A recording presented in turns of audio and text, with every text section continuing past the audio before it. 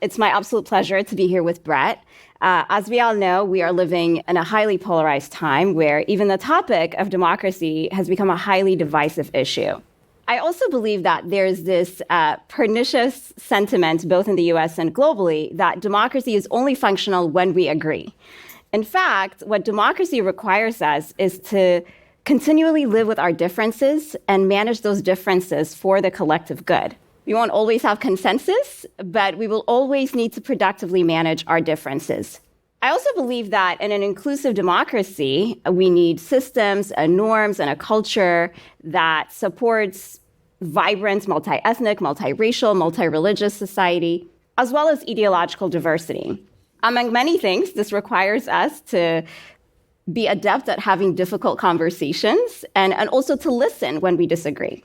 So Brett and I come to the stage with very different life experiences, but we also have a lot in common. We both have lived in different cultures, we're multilingual, and more salient for this conversation, we both believe that we have a crisis of democracy. But we're also hopeful. We believe that we collectively not only can defend democracy, but also strengthen it to become more pluralistic.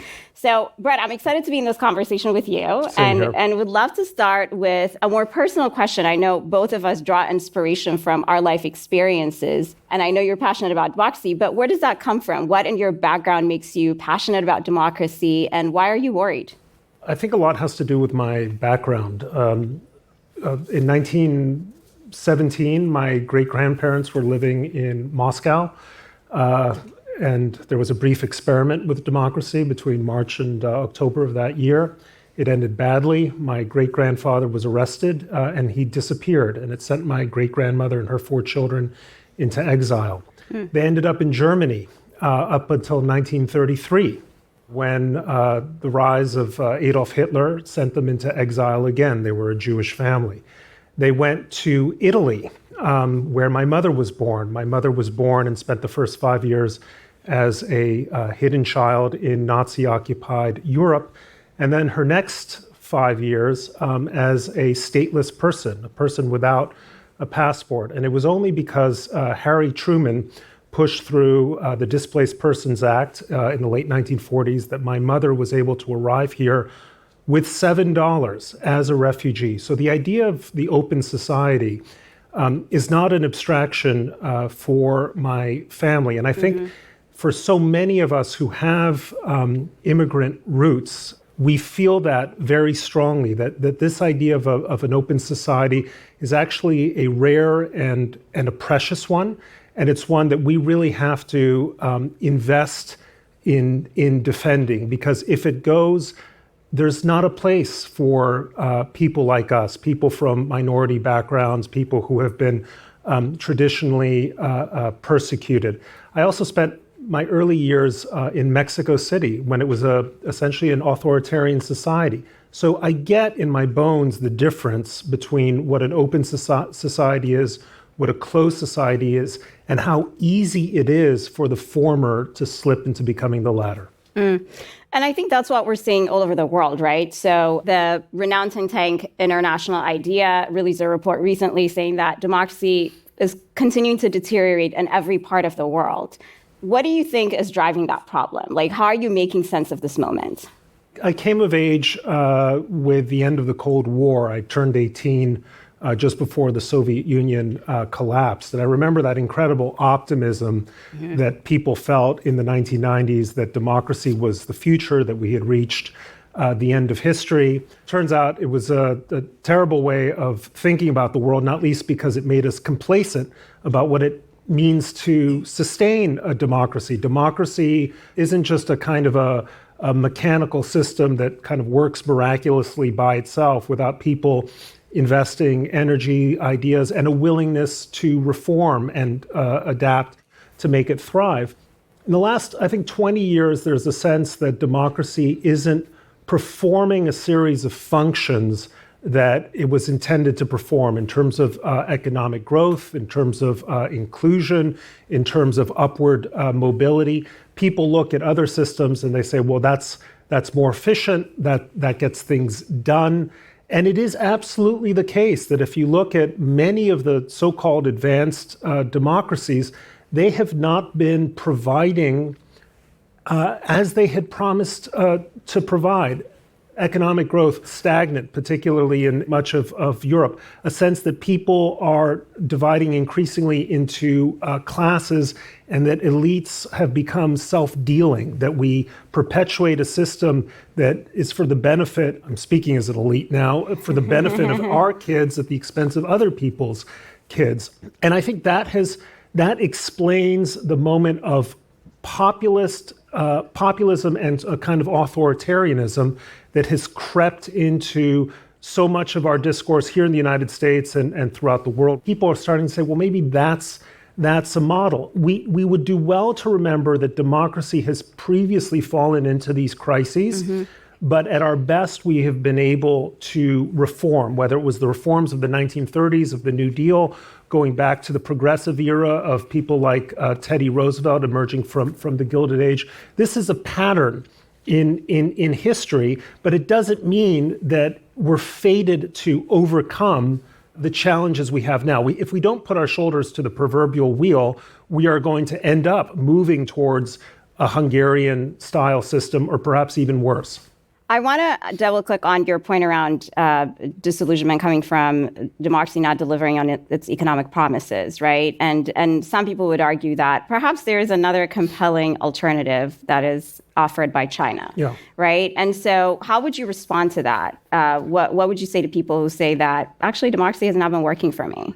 So I think this is one of the great debates that's going to define the 21st century. Does the Chinese model, at least at its, quote, best, of efficient authoritarianism, is that a superior model for providing more goods to more people, more satisfaction, than our democratic system of compromises and bureaucracy and things taking a long time? And I've consistently made the argument that as problematic as democracy often is, it is a vastly preferable solution to the Chinese solution, and for a couple of reasons.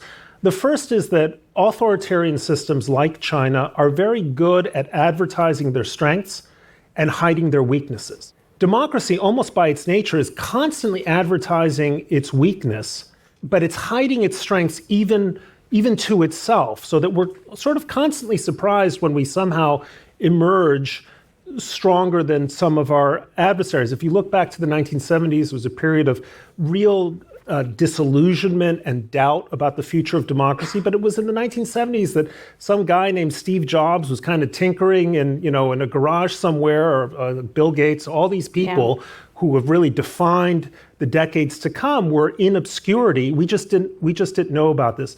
So when China advertises its strengths, when it looks strong, on the one hand, it appears to be fearsome. On the other hand, there are fewer mechanisms in China that are self-correcting mechanisms. If the leader in China, Xi, says we're going to invest $1 trillion in a Belt and Road Initiative, no one disputes that. No one asks questions about it. Turns out it was $1 trillion bad investment for China. In the end, the one advantage democracies have is that we bend and we adapt, but authoritarian systems are brittle. They're like glass. So when they begin to break, they can very quickly shatter. And I think that's one of the lessons that I draw from the 1980s. Early 1980s, the Soviet Union looked strong, and it was on the ground by the end of the decade. Again, because it is hiding its weaknesses, advertising its strengths. We're on the other side. We may surprise ourselves by how resilient and adaptable we might be. I love that. And I think you also spoke to the messaging problem that we have on the pro-democracy front. And obviously the media plays a huge role in that. And you're a journalist. And we know that from all of the latest trust metrics that the media is one of the least trusted institutions next to governments globally. And so in this moment when we're having a crisis in our information ecosystem, how do you think the media needs to evolve, first and foremost, to gain trust or regain trust, and then secondly, to protect democracy and be a champion for democracy in the ways that you're talking about?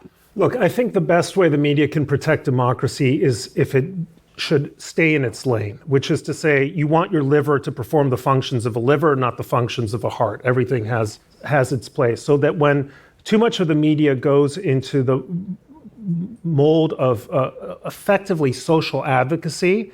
It is eroding trust, particularly among people who don't necessarily agree with a given type of social advocacy. Back in the 1960s, we had a flawed system, but when Walter Cronkite would say, and that's the way it was this day, I don't know, March 15th, 1966, America went, yeah.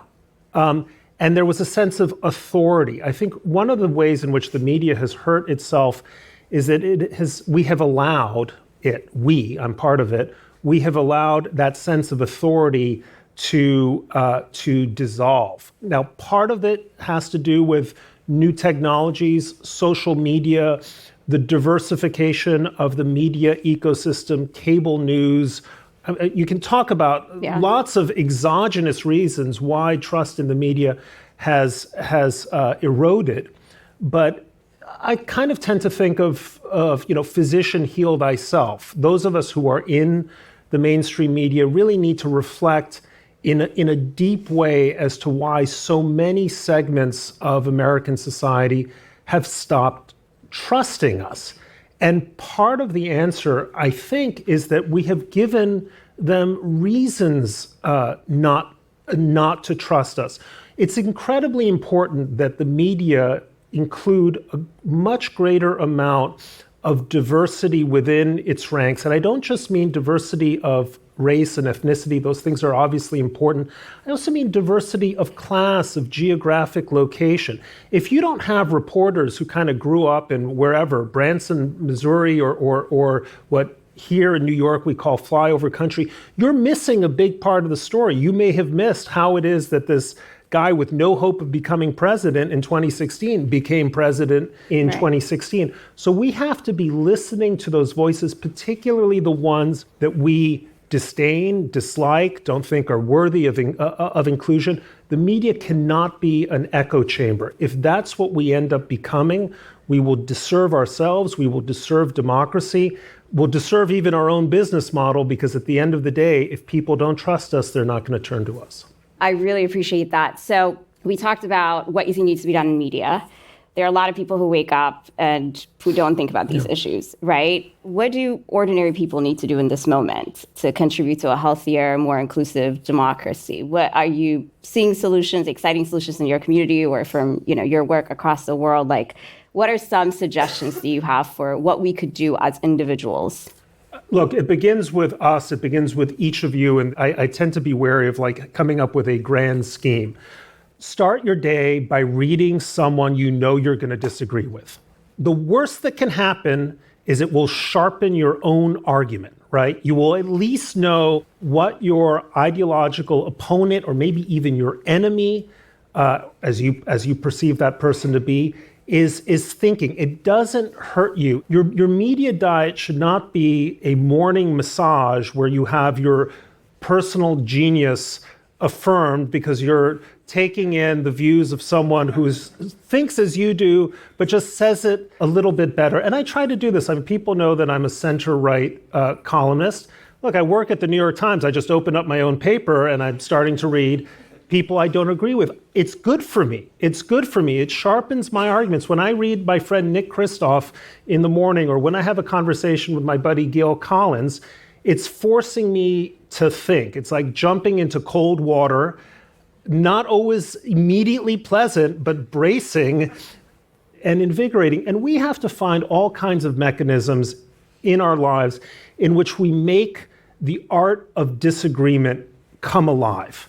Debate is something that I really believe in, also as a great exercise for kids, but at every level of discussion. Figuring out how we once again find ways to disagree agreeably, to find light rather than just friction and heat from those moments of disagreement, to understand what the other person is saying or even trying to say, because a lot of times you will encounter an opposing point of view and that person isn't necessarily expressing him or herself well.